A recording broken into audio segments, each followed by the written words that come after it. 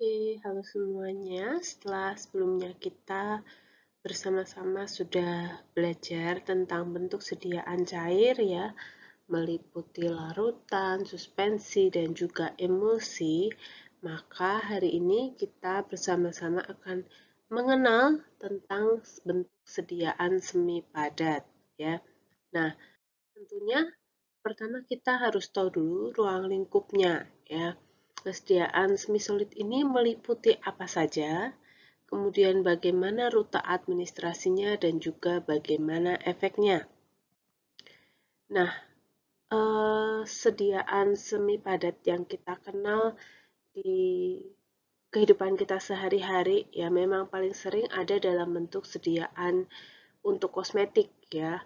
Namun tidak dipungkiri juga banyak juga bentuk sediaan semi padat yang merupakan kategori obat tradisional maupun suatu obat gitu ya. Jadi tidak hanya kosmetik. Nah, di sini ya saya menunjukkan ada beberapa bentuk sediaan atau obat-obat atau contoh produk yang mungkin sering kalian temui yang merupakan bentuk sediaan semi solid ya.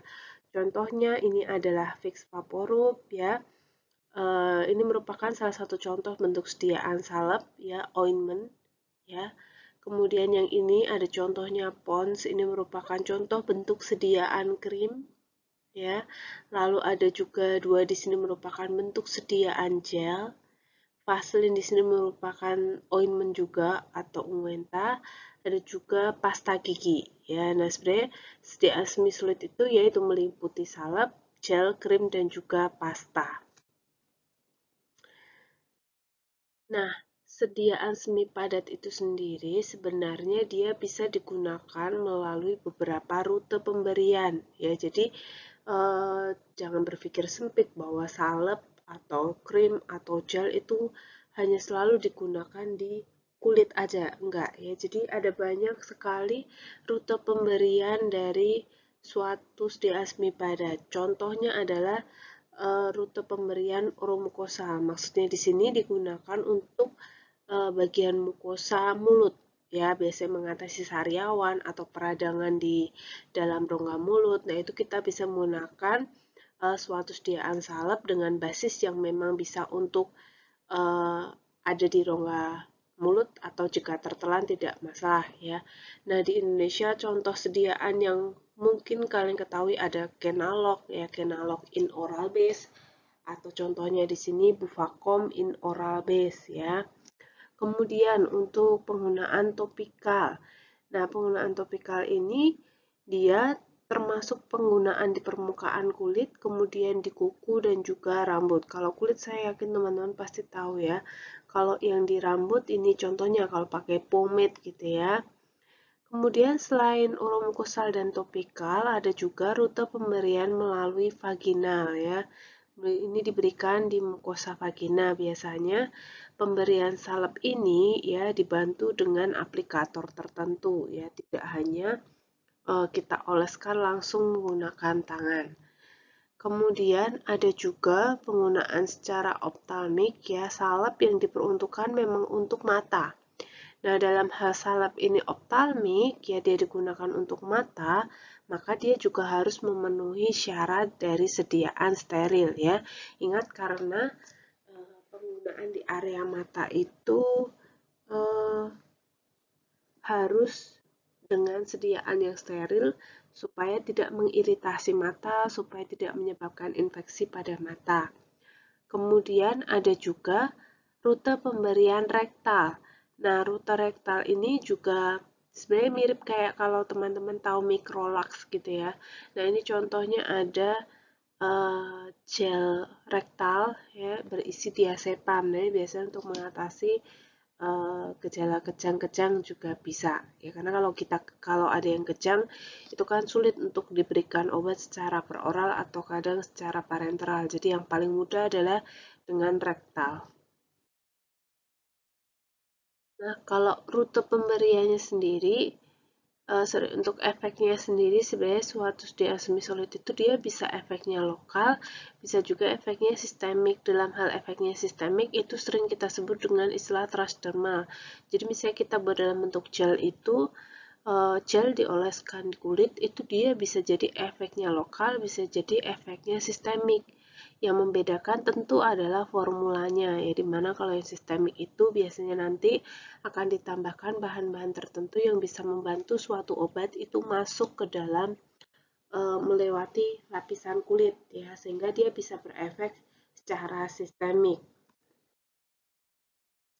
Nah, yang pertama kita kenali dulu bentuk sediaan salep, ya. Nah, salep sendiri merupakan bentuk sediaan semi padat, ya, yang memang dia digunakan untuk pemakaian eksternal atau untuk pemakaian luar dari badan, ya, atau digunakan pada membran mukosa.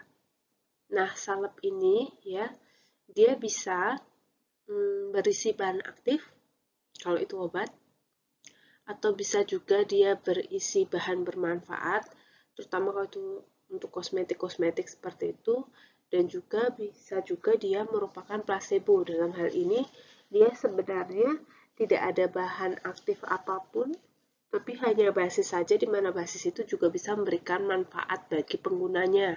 Contohnya kalau teman-teman ada yang menggunakan Vaseline, ya, Vaseline yang petroleum gel, nah itu dia sebenarnya merupakan basis salepnya aja, dia cuma base-nya aja, ya. Dia placebo, nggak ada bahan aktifnya, tapi biasanya itu digunakan karena memberikan efek oklusif atau melembabkan, ya. Jadi bisa juga demikian tanpa bahan aktif atau bahan bermanfaat. Nah, berdasarkan farmakope, itu sebenarnya kalau kita ngomong salep, itu ada 4 jenis salep, ya. Ada 4 jenis basis salep, ya. Yang pertama adalah basis berlemak atau hidrokarbon, ya ini contohnya. Kemudian ada basis salep serap atau absorpsi. Lalu ada juga basis tercucikan air. Dan yang terakhir ada juga basis larut air, ya. Teman-teman bisa cek di farmakope edisi 6. Bedanya masing-masing apa? Nah, untuk basis berlemak, ya, ini sering juga disebut dengan basis hidrokarbon. Basis hidrokarbon ini kelebihannya dia memiliki efek emulien. Ya.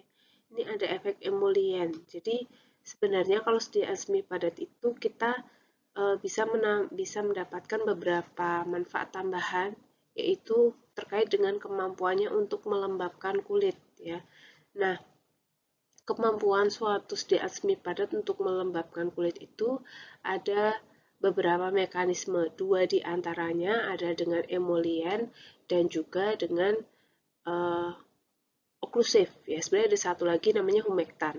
Nah, kalau dia sebagai oklusif, oklusif itu dia memberikan lapisan tipis pada kulit, ya, lapisan tipis pada kulit sehingga dia mencegah, jadi membentuk lapisan film gitu di permukaan kulit sehingga mencegah kelembaban dari kulit itu keluar, ya. Begitu juga dengan emulien, ya, sama dia mencegah cairan di dalam kulit itu untuk menguap, jadi bisa mempertahankan kelembaban kulit. Kalau humektan itu dia justru menarik cairan atau menarik uap air dari udara supaya bisa membantu menjaga kelembaban di permukaan kulit. Nah, kalau basis berlemak dan juga hidrokarbon ini memang dia punya efek emulien dan juga oklusif, ya. Ketika kalian oleskan pasti akan ada lapisan tipis, ya, yang dia akan melindungi kulit kita, ya. Melindungi dari apa, ya? Dari debu, dari air, dan lain-lain. Karena memang dia itu benar-benar berlemak, full lemak, ya, tidak ada kandungan air sama sekali, sehingga memang dia untuk mencuci itu harus kita pakai sabun, ya. Tidak bisa hanya pakai air aja terus hilang, itu nggak bisa, ya. Nah, karena sifatnya yang sangat berlemak ini dan penetrasi air ke dalamnya itu susah, maka basis ini sangat cocok digunakan untuk obat-obat zat aktif atau bahan bermanfaat yang memang dia sangat mudah untuk terhidrolisis, ya, sehingga bisa terlindungi oleh si Vaseline ini. Nah, tapi masalahnya karena dia sangat berlemak atau sangat berminyak, ketika digunakan itu dia bisa menimbulkan efek greasy. jadi kayak terlalu oily gitu, terlalu berminyak di wajah, di kulit, jadi kadang nggak nyaman untuk digunakan ya, dan apalagi jangka panjang, sehari-hari dan rutin itu jarang digunakan ya.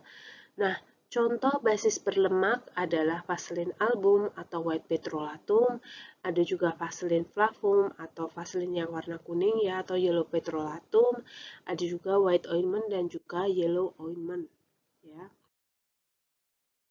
Kemudian, basis yang kedua adalah basis salep serap atau sering disebut juga basis absorpsi. Nah, basis ini sama seperti yang berlemak tadi, dia memang memiliki efek emulien.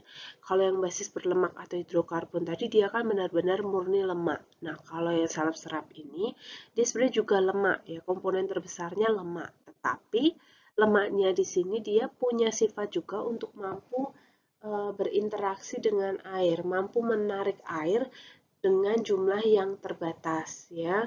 Nah, ini bisa memberikan efek kemudahan dalam aplikasi atau kenyamanan dalam penggunaan dibandingkan dengan Vaseline yang efek greasy-nya itu sangat terasa.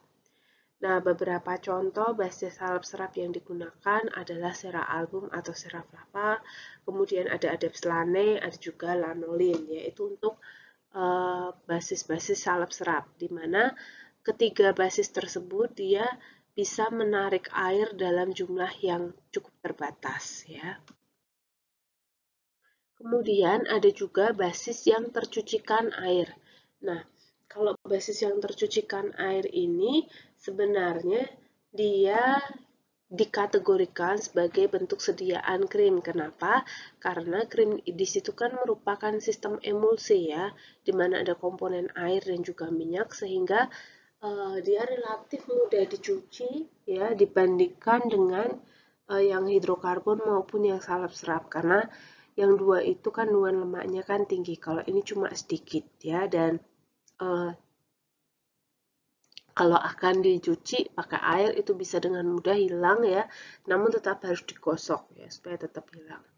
Nah, karena dia ada komponen airnya sehingga memang daya oklusifnya akan jauh lebih rendah dibandingkan yang salep serap dan juga salep hidrokarbon. Nah, contoh basisnya berupa krim dan juga salep hidrofilik ya. Kemudian jenis basis yang terakhir adalah basis larut air. Nah, basis larut air ini tentu dia memiliki daya oklusif yang sangat rendah ya, karena kandungan airnya juga pasti akan cepat menguap karena dia tidak memberikan lapisan tipis ya. Nah,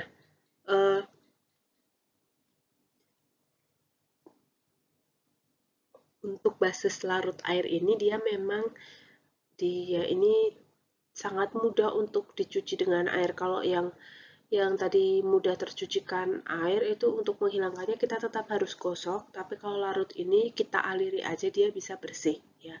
Nah, kelebihannya juga dia bisa memberikan efek dingin ya, dan juga sangat mudah dibersihkan ya, nyaman digunakan bagi pasien. Nah, setelah kita tahu beberapa jenis basis tadi, ya sebenarnya pertimbangan pemilihan basis itu berdasarkan apa? Kapan saya pakai yang serap, kapan saya pakai hidrokarbon. Nah, itu sebenarnya bergantung pada 7 hal ini, ya. Nah, untuk detailnya tentang masing-masing pertimbangan ini akan dibahas ketika kuliah tentang formulasi ya. Intinya kita perlu mempertimbangkan kaitannya dengan kecepatan pelepasan obat. Apakah kita pengen dia lama, perlahan-lahan, atau dengan segera, cepat, langsung habis. Nah, itu tentu berpengaruh sekali dengan pemilihan basisnya.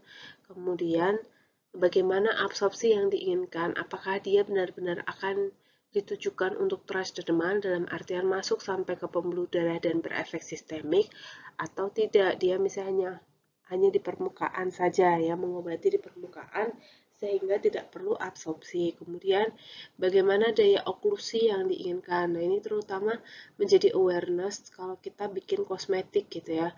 Kita mau pakai yang minyak dalam air atau air dalam minyak. Nah, itu kan tergantung pada penggunaannya ya. Semakin banyak basis airnya maka dia semakin mudah hilang.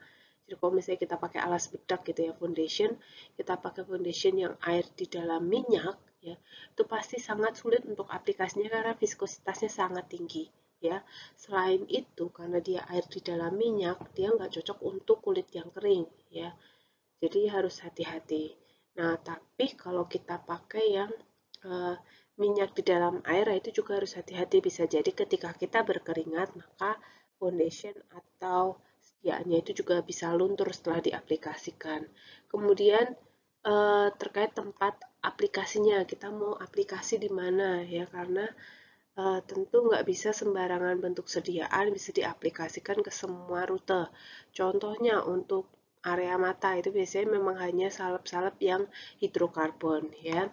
Kemudian terkait dengan kemudahan penghilangannya, kita mau yang lebih mudah dicuci atau yang tidak. Nah, itu tentu sangat bisa mempengaruhi pemilihan basisnya. Kemudian efek obat yang kita inginkan seperti apa, dan terakhir tentang stabilitas obat.